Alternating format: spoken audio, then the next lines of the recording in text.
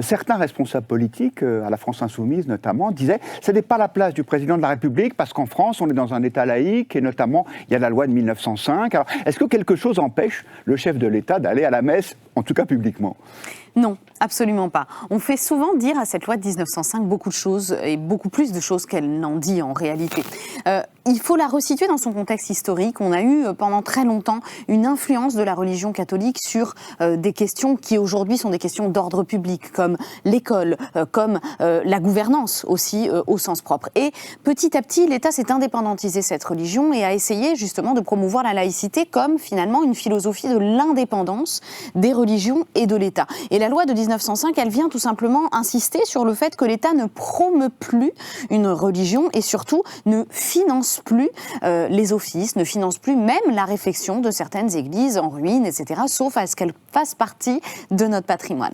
Donc aujourd'hui, quand le président de la République va célébrer un office religieux, alors il faut savoir que toutes les distinctions qu'il a fait dans son discours sont importantes. Il y va en tant que chef de l'État et non en tant que croyant. Ça, c'est quelque chose de très important parce que dans la sphère privée, un président de la République peut toujours aller à la messe, mais la médiatisation qui aura lieu autour de cet événement pouvait faire un peu débat et l'idée que le président de la République rappelle tout simplement qu'il n'aura pas de pratique religieuse, c'est important aussi parce qu'on imaginerait mal un président de la République se signer. Par exemple, ce même président de la République, lors des obsèques de Johnny Hallyday, était passé devant le cercueil sans pouvoir avoir ce signe distinctif parce que là, c'est une pratique de la religion. Mais tout ça, c'est même bien élargir le champ de la loi de 1905 parce que, comme il l'a dit, il participera sans financer, sans promouvoir et sans d'ailleurs organiser. Si le chef de l'État avait été à l'origine de l'organisation de cette manifestation, on aurait eu un problème de séparation des pouvoirs. Ici, c'est vraiment du diplomatique, c'est de l'ordre de la réception officielle, et donc le chef de l'État estime y avoir sa place, en tout cas rien dans le droit ne s'y oppose. Puisque bien sûr le pape n'est pas seulement un chef religieux, c'est aussi un chef d'État. Jean-Marie Guénois, précisons un peu les choses quand le président de la République dit « j'assiste, mais je ne participe pas ». Alors qu'est-ce que ça veut dire concrètement ? Anne Charlet nous disait, ça veut dire que par exemple il ne se signera pas sans doute. Est-ce qu'il y a d'autres rites ou d'autres pratiques dont le président de la République va s'abstenir probablement? Évidemment, il ne communiera pas, mais j'ai vu tous les cas de figure. Parmi les multiples voyages du pape que j'ai fait dans le monde entier, vous avez des chefs d'État catholiques qui participent à la messe et qui participent évidemment à l'acte religieux. Vous avez des chefs d'État catholiques qui ne veulent pas participer à l'acte religieux. Vous avez des chefs d'État tout à fait laïcs qui viennent et qui tiennent beaucoup à être au premier rang à la messe, président de la République ou Premier ministre. Donc, si on prend le problème à l'inverse, effectivement, le Vatican a l'habitude de voir en général les chefs d'État venir à la messe, quelle que soient les pensées, quels que soient les effets de récupération. Et là, c'est un autre aspect auquel le Vatican est très sensible. En général, le Vatican refuse tout voyage du pape dans un pays avant, un an avant ou 2 ans avant des élections, pour éviter des effets de récupération politique par le chef de l'État, je ne nomme personne, qui utiliserait la présence du pape pour se promouvoir. Et ça, là-dessus, le Vatican est très clair, ils sont très très pointilleux sur le sujet.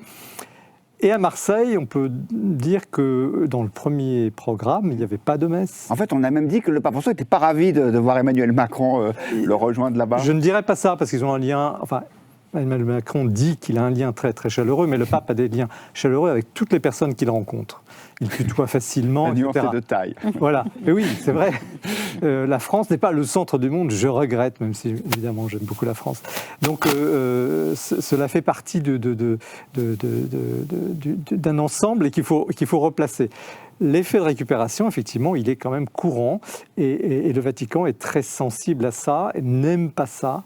Et il y a eu, dans le premier programme, il n'y avait pas de messe, il n'y avait pas de rencontre avec le président de la République.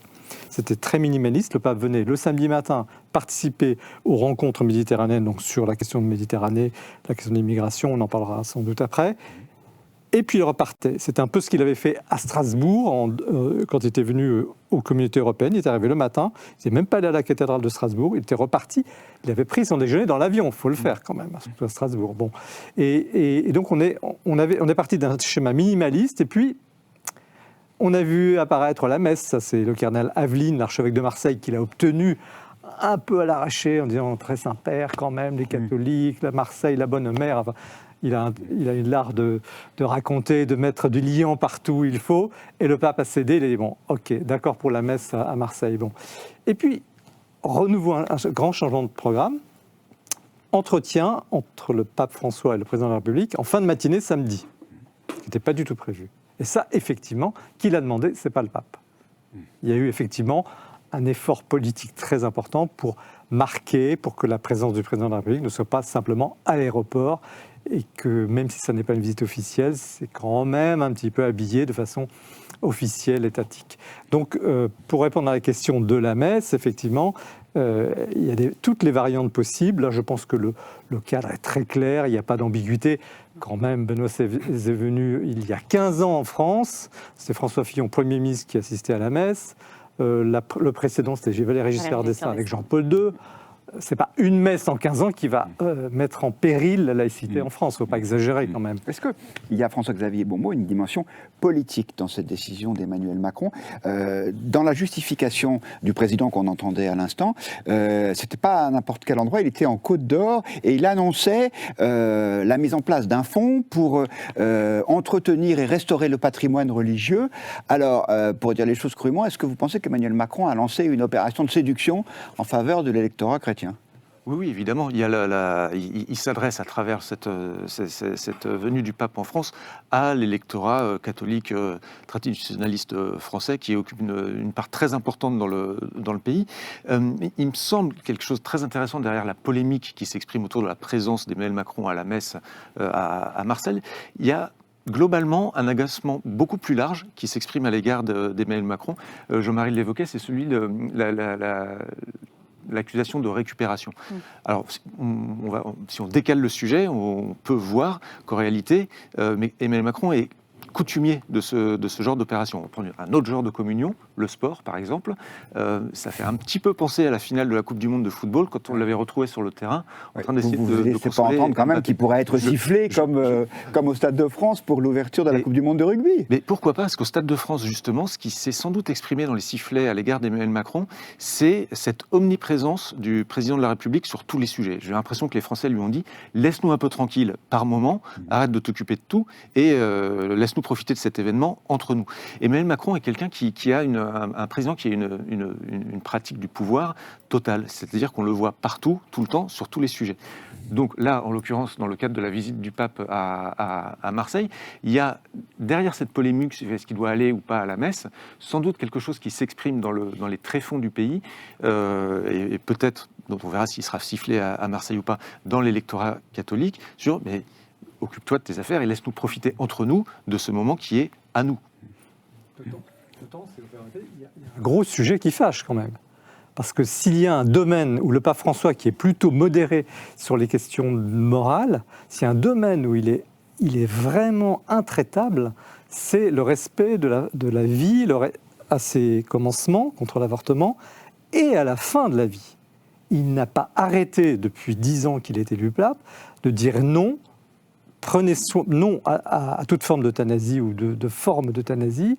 Prenez soin des personnes âgées. Il n'y a pas de société sans lien entre les enfants, les jeunes, les adultes et leurs aînés. C'est vraiment un des traits majeurs de son pontificat. Et là, il y a un sujet qui fâche. D'où peut-être aussi la tentative de la part du président de la République de chercher finalement à relier, en tout cas d'amortir un peu les choses. Je n'imagine pas qu'il soit sifflé. C'est pas la tradition des catholiques en France d'insulter un chef de l'État. C'est pas le genre. Si ça l'était, ça serait un gros événement. En général, les catholiques, pour avoir des idées très très différentes, il y en a de gauche, de droite, vraiment ça c'est l'Église a la grâce de rassembler des gens très très différents, sont plutôt respectueux, ça fait partie de la culture quand même chrétienne. Sur ce sujet de la fin de vie, justement, un point intéressant, c'est qu'Emmanuel Macron a reporté les annonces qu'il devait faire sur la fin de vie pour tenir compte de la venue du pape François en France. Il ne voulait pas les faire avant pour pas créer un objet polémique au milieu de cette visite. Absolument, et c'est même, sauf erreur de ma part, le Figaro qui a révélé ce report. Guillaume Tabar. Ça va être, voilà, via l'excellent Guillaume Tabar. Loris Boischaud, justement, il y a cette loi qui arrive sur la fin de vie, dont on sait qu'elle ne va pas laisser indifférent. Est-ce que Emmanuel Macron va j'allais dire une fois de plus, se livrer à un exercice de en même temps. C'est-à-dire qu'en même temps, j'accueille le pape, je lui montre à quel point je l'estime, j'ai de l'affection pour lui, et puis quelques jours après, je fais une loi sur la fin de vie qui va sans doute favoriser l'euthanasie, cette espèce de point d'équilibre ou de recherche de consensus, c'est une marque de fabrique d'Emmanuel Macron. Oui, parce qu'à ce stade, le projet de loi sur la fin de vie doit toujours être présenté, alors pas forcément au Conseil des ministres, mais en tout cas, le gouvernement doit faire des remontées à la Première ministre et au Président de la République au sujet de ce projet de loi. C'est la ministre Firmin Lebaudot qui en est en charge. Le ministre de la Santé est également concerné, bien sûr. Toujours fin septembre, début octobre, c'est toujours ce qui est prévu, avec une aide active à mourir qui pourrait être mise en œuvre, et en même temps un très fort encadrement de cette aide active à mourir. C'est en tout cas comme cela que c'est présenté à ce stade en coulisses par le gouvernement. Il y a un autre sujet très polémique également qu'il faudra surveiller ce week-end, c'est la question de l'immigration. On sait que Marseille est une terre d'immigration, on sait que le pape François aime s'emparer de ce sujet et donner sa vision sur ce sujet. Il faudra le surveiller avec beaucoup d'attention au moment où Emmanuel Macron ne sait pas comment sortir du casse-tête de sa loi immigration présentée l'année dernière, sans qu'on sache un an plus tard comment le gouvernement va encore réussir à la faire adopter par le Parlement, alors que la crise migratoire connaît évidemment une nouvelle poussée de fièvre à Lampedusa, où 11 000 migrants ont accosté en quelques jours la semaine dernière. Dans quelques instants. Et donc, toute prise de parole du pape François ce week-end sur ce sujet-là sera lue aussi à travers le prisme du débat national très polémique, très controversé sur ce sujet.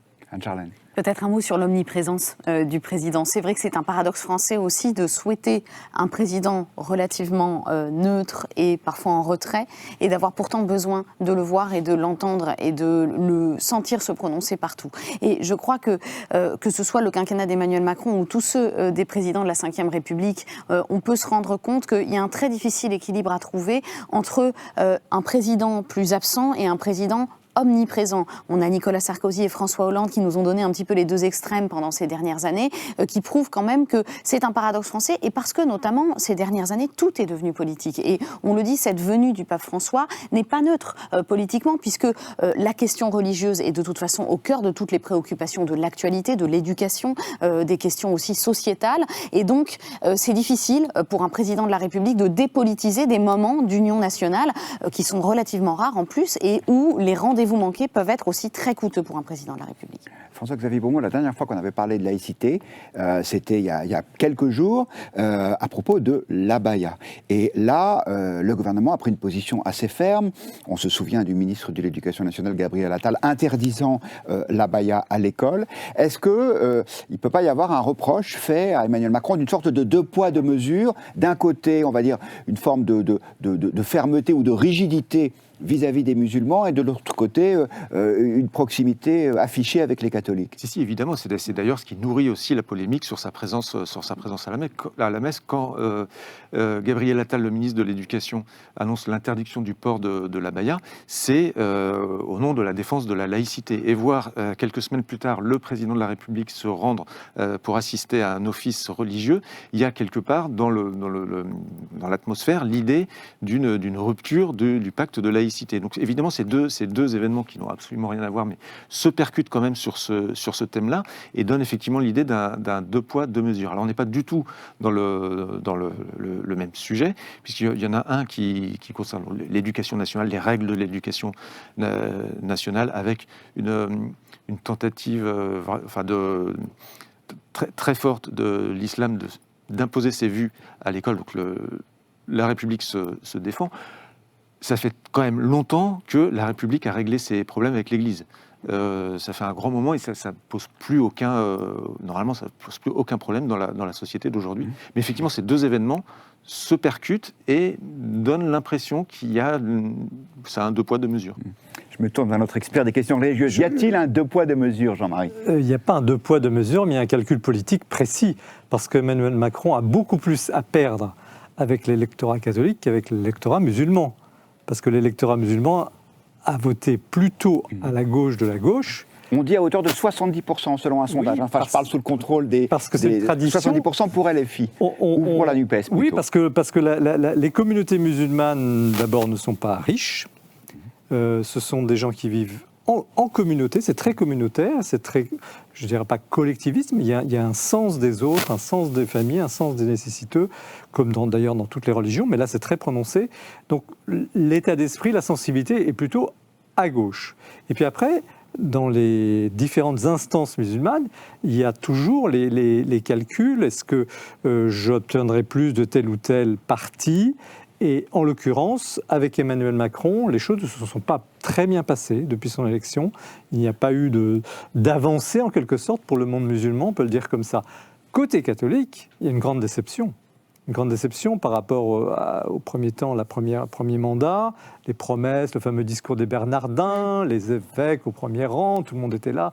C'était une nouvelle synthèse peut-être qui s'établissait avec ce président qui, philosophiquement, est très très proche, puisqu'il avait demandé le baptême à l'adolescence.